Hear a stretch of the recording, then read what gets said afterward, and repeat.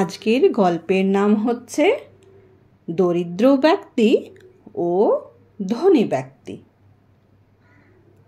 এক গ্রামে একজন ধনী ব্যবসায়ী বাস করত। তার প্রতিবেশী ছিল একজন দরিদ্র মুচি। সে তার ছোট্ট ঘরে বসেই দিনের বেলা জুতো সারাবার কাজ করত আর গুনগুন করে গান গাইত। কাজ সেরে রাত্রে ভগবানের নাম নিয়ে সে ওই ঘরেই ঘুমিয়ে পড়ত। এক ঘুমেই রাত ভোর হয়ে যেত। দরজা জানালা সে সব সময় খুলে রাখত। এইভাবেই আনন্দে ও নিশ্চিন্তে তার দিন কাটছিল।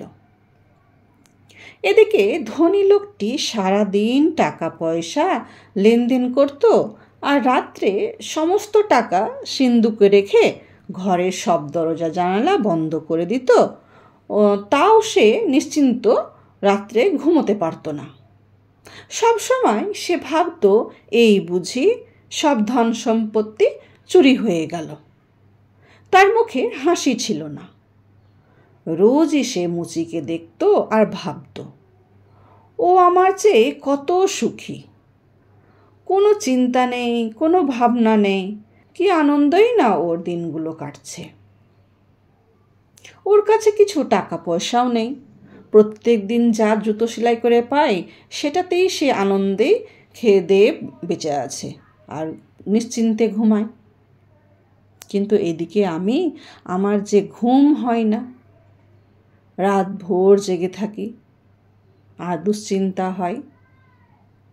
একদিন ধনী লোকটি গরিব মুচিকে তার বাড়িতে ডাকল।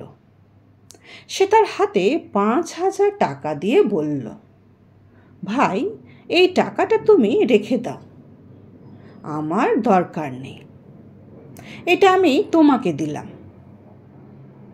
গরিব মুচি ভাবল বড়লোক মানুষ তাকে দয়া করে টাকাটা দিচ্ছে। সে খুশি হয়ে ধন্যবাদ জানিয়ে টাকাটা নিয়ে চলে গেল। বাড়িতে গিয়ে বিছানার নিচে টাকাগুলি সে সযত্নে রেখে দিল। কিন্তু রোজ রাত্রে তার ঘুম ভেঙে যেতে লাগলো। বারবার উঠে সে দেখত টাকা ঠিকঠাক আছে কিনা।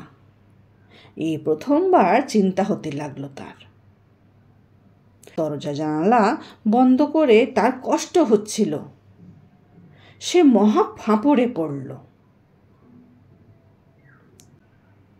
একদিন সকালে সে টাকাগুলি নিয়ে ধনী ব্যক্তির বাড়িতে চলে গেল।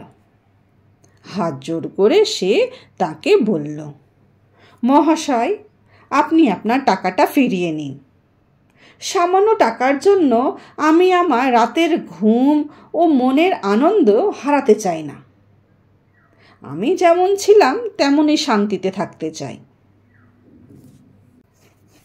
তাই বলে সেই মুচি তার টাকাগুলো সেই ধনী ব্যক্তিকে ফেরত দিয়ে দিল।